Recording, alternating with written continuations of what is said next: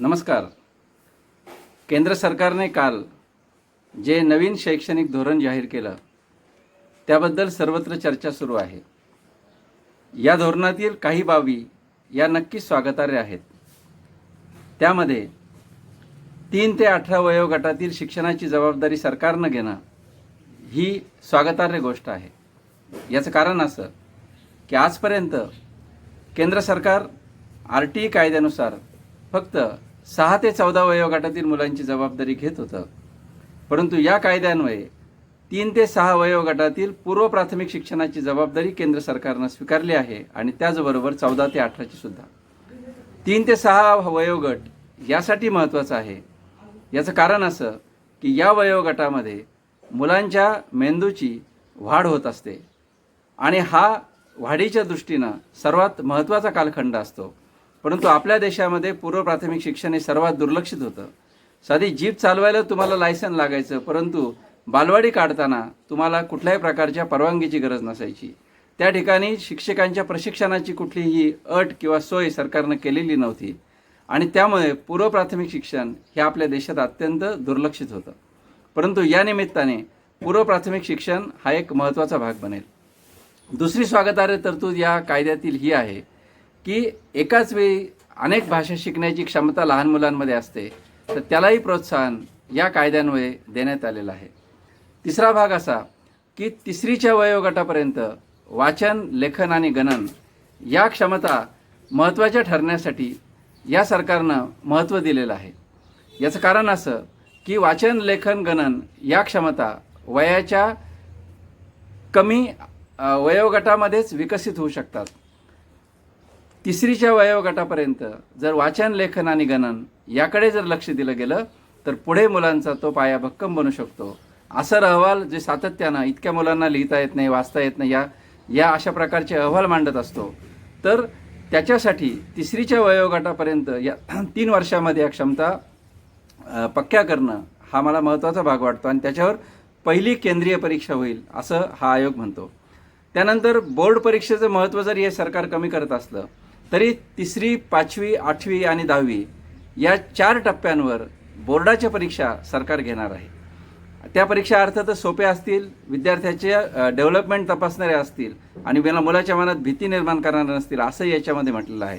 तर हे पाऊल मला अतिशय महत्त्वाचं वाटतं. याचं कारण असं की महाराष्ट्रामध्ये पूर्वी 4थी आणि 7वीच्या बोर्ड परीक्षा असायच्या आणि त्याच्यामुळे 4थीच्या टप्प्यावर मुलं तपासली जायची, 7वीच्या टप्प्यावर तपासली जायची आणि 10वीच्या टप्प्यावर तपासली जायची. परंतु मधल्या काळामध्ये बोर्ड परीक्षा नसल्यामुळं अप्रगत मुलांची संख्या शिक्षणाच्या प्रक्रियेमध्ये वाढत गेली आणि म्हणून बाह्य तपासणी या शिक्षण व्यवस्थेमध्ये अत्यंत महत्त्वाची असते आणि म्हणून त्याचं आपण स्वागतच केलं पाहिजे. पुढचा भाग पालकांना पूर्व प्राथमिक शिक्षणामध्ये सहभागी करून घेणार आहेत आणि पालकांना जे रिपोर्ट कार्ड दिलं जाणार आहे तर ते रिपोर्ट कार्डमध्ये अनेक प्रकारचे त्या विद्यार्थ्याचा नेमका विद्यार्थी स्वतःचं मूल्यमापन कसं करतो, त्याचा सहकारी त्याचं मूल्यमापन कसं करतो, अशा अनेक बाबी त्याच्यामध्ये असणार आहेत. शिक्षणावर 6% खर्च करावा ही शिफारस या आयोगानं पुन्हा एकदा या धोरणाने पुन्हा एकदा केली, ही पण स्वागतार्ह गोष्ट आहे. महात्मा गांधींच्या बुनियादी शिक्षणाची कल्पना भारतामध्ये खूप महत्त्वाची ठरली. 1937 साली वर्धा समितीनं त्याच्याबद्दलची उद्घोषणा केल्यानंतर जवळपास 1960-65 पर्यंत भारतामध्ये बुनियादी शिक्षणाच्या अनेक शाळा सुरू होत्या. परंतु त्यानंतरच्या काळामध्ये बुनियादी शिक्षण हे बाजूला पडलं गेलं. पावळचा विज्ञान आश्रम त्या दृष्टीनं प्रयत्न करतो आहे. तर 6वीच्या नंतर व्यवसाय शिक्षणाला जे महत्त्व दिले जाते ते अत्यंत स्वागतार्ह आहे. त्याच्यानंतर आर्ट्स आणि सायन्स याच्यामध्ये 2 टोकाचे रस्ते आहेत असं आपण समजतो, परंतु दोन्हीमधले समांतर असणारे जे काही रस्ते आहेत ते रस्ते एकत्र आणण्याचं काम या धोरणानं सांगितलं आहे आणि तुम्ही एकाच वेळी दोन्ही प्रकारचे विषय घेऊ शकाल हा महत्त्वाचा मुद्दा मांडून पदवीधर झालेल्याकडनंतर PhDकडे आपल्याला जाता येईल हे सांगितलं आहे. त्यानंतर उच्च शिक्षणामध्ये धोरण घेणारी एकच यंत्रणा असेल हेही त्यांनी स्पष्ट केलं आहे आणि कृषी, वैद्यक, इतर जे विभाग आहेत ते शिक्षण विभागाच्या अंडर आणण्याचा धोरण त्यांनी घेतलेलं आहे. त्याच्यानंतर मुलांच्या भाषा शिक्षणाच्या बद्दल मातृभाषेतून 5वीपर्यंतचं शिक्षण सक्तीचं राहील अशी धाडशी भूमिका हे धोरण घेतं आणि तेच या धोरणाचं सगळ्यात मोठं सामर्थ्य ठरेल असं मला नजीकच्या काळामध्ये वाटतं. त्याच्यानंतर आणखी महत्त्वाचा भाग याच्यामध्ये जो आहे तो मूल्यमापनाच्या बद्दल, म्हणजे विद्यार्थ्यांचं मूल्यमापनाची जी परीक्षा आहे ती तणावपूर्ण नसेल आणि बोर्डाच्या परीक्षा ज्या आहेत त्या सेमिस्टर पद्धतीच्या असतील आणि बोर्डाच्या परीक्षांमध्ये तणाव नसून केवळ विद्यार्थ्यांना पोपटपंचीपेक्षा प्रत्यक्ष ॲप्लाइड म्हणजे प्रत्यक्ष कृती किंवा उपक्रम करून दाखवणं याला महत्त्व दिलं जाईल असं महत्त्वाचा भाग याच्यामध्ये त्यांनी मांडलेला आहे.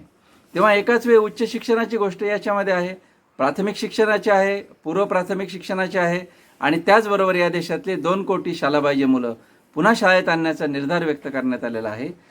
जे उच्च शिक्षणामध्ये आज 26% मुलं शिक्षण घेत आहेत तर त्यांची संख्या ही नजीकच्या काळामध्ये 50% पर्यंत करण्याचं उद्दिष्ट ठेवण्यात आलेलं आहे. तेव्हा या वर्गाकडेही त्यांनी लक्ष देण्याचा प्रयत्न केला आहे. मुलींच्या शिक्षणासाठी स्वतंत्र लक्ष देणं आणि वंचितांच्या शिक्षणाबद्दलच्या संदर्भातही बोललेलं आहे. सध्या ऑनलाईन शिक्षणाची चर्चा सुरू आहे आणि डिजिटल जो काही प्लॅटफॉर्म आहे तो फारसा पक्का नाही. तेव्हा भारतामध्ये जे डिजिटल शिक्षण आहे या डिजिटल शिक्षणाचं इन्फ्रास्ट्रक्चर बळकट केलं जाईल अशी भूमिका या धोरणामध्ये मांडण्यात आलेली आहे. आपल्याला गुगलवर वृत्तपत्रातून याच्याबद्दलचे तपशील बरेचसे वाचायला मिळतील, परंतु मला काही क्रिटिकल मुद्दे मांडावेसे वाटतात की जे ह्या अहवालामध्ये आले नाहीत किंवा जे आले पाहिजेत याच्याबद्दल मला बोलावं असं वाटतं. पहिलं मला विनोदी भाग असा वाटतो की 66 साली जो कोठारी आयोग जे.पी. नाईकांचा आला होता त्यानं ही शिफारस केली होती की या देशातल्या शिक्षणाचा खर्च हा 6% झाला पाहिजे. आज 54 वर्षानंतर आलेल्या शिक्षण धोरणामध्ये सुद्धा हे धोरण असं म्हणतं की शिक्षणावर 6% खर्च झाला पाहिजे. म्हणजे हा किती विनोद आहे बघा की 54 वर्षानंतर सुद्धा तुम्हाला 30 शिफारस करावी लागते. याचा अर्थ असा की कोणत्याही सरकारनं तो मुद्दा गांभीर्याने घेतला नाही. तेव्हा त्या शिफारसीचा सरकारने सुवर्ण महोत्सव साजरा करावा की 50 वर्ष ही शिफारस या देशामध्ये गाजते आहे. म्हणजे शिक्षणाच्या बद्दल म्हणजे कालच राफेल विमानं भारतामध्ये आली आणि कालच या 6%ची चर्चा झाली. तेव्हा लष्करावर या देशामध्ये इतका प्रचंड खर्च होतोय आणि शिक्षण आणि आरोग्यामध्ये मात्र आपण खर्च करत नाही. जगामध्ये शिक्षणापेक्षा लष्करावर खर्च करणारे जे 6 देश आहेत त्या 6 देशामध्ये भारताचा समावेश होतो हे पण मला या ठिकाणी सांगितलं पाहिजे. दुसरा मुद्दा असा की 1986 नंतर 34 वर्षानंतर आम्ही हे धोरण आणले असं सरकार सांगतंय, परंतु मला हे स्पष्टपणे सांगितलं पाहिजे की 34 वर्षानंतर आलेल्या धोरणामध्ये आणि 34 वर्षापूर्वीच्या धोरणामध्ये फारसा फरक नाही. या निमित्तानं मी जे 1986चं धोरण राजीव गांधींनी आणलं होतं ते आज आवर्जून बारकाईनं चाललं तर माझ्या असं लक्षात आलं की त्याच्यामधले वाक्य जसेच्या तसे आज आपण या अहवालामध्ये घेतले आहे. घेण्याबद्दल माझा आक्षेप नाही. मला असं म्हणायचं आहे की 34 वर्षामध्ये या देशामध्ये फारसं काही बदललं नाही हेच तुम्ही अधोरेखित करता. मी मुद्दाम 1986च्या धोरणातले काही वाक्य आपल्याला वाचून दाखवतो. Early childhood care and education will be accorded top priority and will be with integrated child development हेच आज आपण म्हणतोय. किंवा special emphasis on the removal of disparities and equality education opportunity म्हणजे परत तेच एस्पेशली फॉर इंडियन वुमन म्हणजे पुन्हा स्त्रियांच्याबद्दलचं धोरण याच्यामध्ये आलंय. त्याच्यानंतर the highest priority will be given to solve the problem and children dropping out of the school म्हणजे मुलं शाळा सोडतात याच्यावर आम्ही लक्ष घालणार. हे 86 साली म्हणत होते आणि 2 कोटी मुलांना शाळेत आणण्याची भाषा हे धोरण बोलतंय. त्यानंतर modern technology aids will be used to improve the learning environment म्हणजे 86 साली पण तुम्ही तंत्रज्ञानावर भर देणार होता आणि आजही तंत्रज्ञानावरच भर देणार आहात. त्यानंतर vocational education has received a top priority म्हणजे त्या काळात ते असं म्हटले होते की व्यवसाय शिक्षणाला आम्ही सर्वात जास्त प्रायोरिटी देणार आणि आजही तुम्ही तेच बोलताय.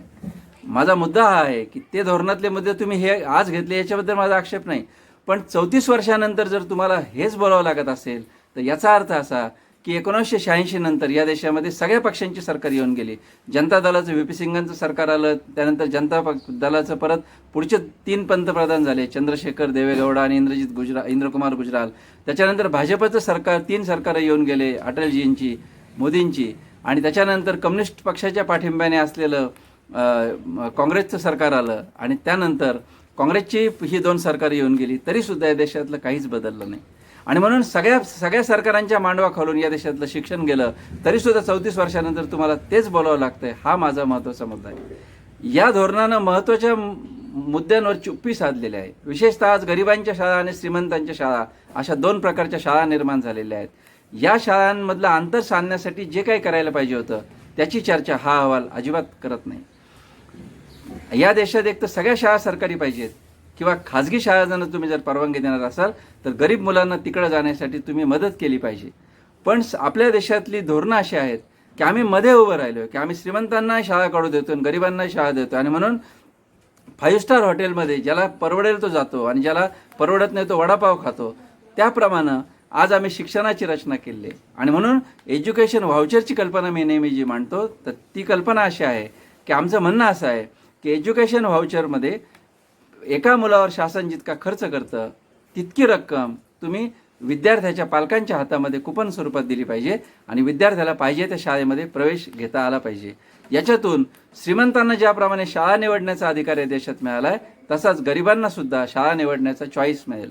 आणि म्हणून ते धोरण जर घ्यायचं नसेल ते तर सगळ्या सरकारने चालवाव्यात किंवा खाजगी फक्त विशिष्ट लोकांना जाण्याची संधी नसली पाहिजे, याच्याबद्दल सरकारने बोललं पाहिजे. दुसरी गोष्ट अशी की उच्च शिक्षण हे आज आमच्या पूर्ण गरिबांच्या हाताबाहेर गेले. दारिद्र्याची शोधयात्रा या अहवालाच्या निमित्ताने मी संपूर्ण महाराष्ट्रातल्या 24 जिल्ह्यातल्या 125 गावांमध्ये फिरलो. तर मला असं आढळलं त्या काळामध्ये की इतकी वाईट परिस्थिती आहे की ITI सोडून कुठल्याही प्रकारची शिक्षणाची सुविधा आज ग्रामीण भागामध्ये नाही. आणि म्हणून आमच्या श्रीमंतांच्या मुलांनी IIT मध्ये शिकायचं आणि गरिबांच्या मुलांनी ITI मध्ये शिकायचं, तेव्हा IIT विरुद्ध ITI हा या देशातला सगळ्यात मोठा संघर्ष आहे. त्याच्याबद्दल हे धोरण काहीच बोलत नाही. आणि सगळ्यात महत्त्वाचा प्रश्न अंमलबजावणीचा आहे. आज असं रिपोर्ट आज सांगतो की या देशातले 54% मुलं 5वीची मुलं दुसरीचं पुस्तक वाचू शकत नाही. तर धोरणं पुष्कळ चांगली आहेत पण त्याचा उपयोग काय होतोय? म्हणजे गरीब पत्नीला पिठलं भाकरी नीट करता येत नाही आणि आम्ही त्यांना चायनीजच्या रेसिपीची पुस्तकं आणून देतो की काय, अशी ही स्थिती आहे. आणि म्हणून धोरणं आम्ही दिवसेंदिवस आदर्श आखत चाललोय, वेगवेगळे शिक्षणतज्ञ धोरणं आखत आहेत. पण तळामधल्या, गावामधल्या, खेड्यामधल्या शाळांच्या शिक्षणाचा दर्जा काय, मुलांच्या लेखन वाचनाची स्थिती काय, तंत्रज्ञानाचं चर्चा काय, याच्याबद्दल आम्ही बोलायलाच तयार नाही. आम्ही फक्त गाडी किती भारी त्याचं मॉडेल बनवलं पाहिजे याची चर्चा करून राहिलोय. परंतु जी शिक्षण व्यवस्था चालवणारी जी यंत्रणा आहे त्या ड्रायव्हरच्या सीटवर बसलेल्या व्यक्तींबद्दल आम्ही काहीच बोलायला तयार नाही. आणि म्हणून या शिक्षणातली जी पर्यवेक्षक यंत्रणा आहे हिला तुम्ही प्रेरक कसं बनवणार, हिला प्रत्यक्ष जास्तीत जास्त शिक्षण व्यवस्थेची अंमलबजावणी प्रामाणिक करण्यासाठी कसं गतिशील करणार, हा खरा माझ्या दृष्टीने महत्त्वाचा आहे. शिक्षकांचं मूल्यमापन सकारात्मक तुम्ही कशा पद्धतीने करणार, त्यांच्या कामाचं मूल्यमापन जर केलं तर त्याच्यातून त्यांच्यात प्रेरणा निर्माण होऊ शकेल आणि कामाच्या मूल्यमापनाच्या आधारे मुलांची गुणवत्ता सुधारेल, याच्याबद्दल आज आम्ही काही बोलायला तयार नाही आहोत. आणि म्हणून आजही भटके विमुक्त असतील, आदिवासी असतील, दलित असतील, मुस्लिम असतील, अल्पसंख्याक किंवा वेगवेगळ्या प्रकारचे स्तर असतील, यांच्या शिक्षणाची स्थिती अत्यंत वाईट आहे. आजही गळतीचं प्रमाण गरिबांमध्ये खूप मोठं आहे. त्याच्याबद्दल हे धोरण काय करणार आहे हा खरा प्रश्न आहे. आणि म्हणून विशिष्ट मध्यम वर्गातल्या समूहाला आनंद देणारं कदाचित हे धोरण वाटू शकेल, परंतु जे बर्निंग प्रश्न आहेत की लातूरमधल्या आमच्या एका मुलीनं किंवा STच्या पासला पैसे नाही म्हणून आत्महत्या केली होती, अशा देशामध्ये तुम्ही शिक्षणाच्या धोरणाची चर्चा करताना गरिबांसाठी या धोरणामध्ये काय आहे हा खरा मला पडलेला प्रश्न आहे. आणि म्हणून ही धोरणं अतिशय उदात्त आहेत. धोरणं म्हणजे निवडणूक जाहीरनाम्यांप्रमाणे सर्वांना सर्व काही देऊ अशा पद्धतीची भाषा नक्कीच बोलतात, परंतु ते करताना प्रत्यक्ष तळामधल्या शिक्षणाचा दर्जा का सुधारत नाही, ग्रामीण भागातल्या शिक्षणाचं जे काही गुणवत्ता सुधारायला पाहिजे ती गुणवत्ता का सुधारत नाही, याच्याबद्दल मात्र ही शिक्षण व्यवस्था काहीच बोलत नाही. आणि म्हणून सगळ्यात महत्त्वाचा मुद्दा हा आहे की धोरण जरी सुंदर असेल, धोरण जरी आकर्षक असेल तरी अंमलबजावणी त्याच्याबद्दल आपण चर्चा करायला पाहिजे. आणि त्याला जोडून मला असं वाटतं की एक श्वेतपत्रिका त्याच वेळी आपण प्रसिद्ध करायला पाहिजे की शिक्षणाची ही स्थिती आणि हे बदलण्यासाठी आम्हाला हे करावं लागेल. अशा भावनेनं जर आपण शिक्षणाच्या धोरणाची चर्चा केली तर मला असं वाटतं की ह्या धोरणाची चर्चा फलद्रूप होईल. आणि म्हणून या धोरणातल्या अनेक गोष्टींचं मनःपूर्वक स्वागत करताना जे काही अनुत्तरित प्रश्न आहे त्याच्याबद्दलही बोललं पाहिजे असं मला वाटतं. धन्यवाद.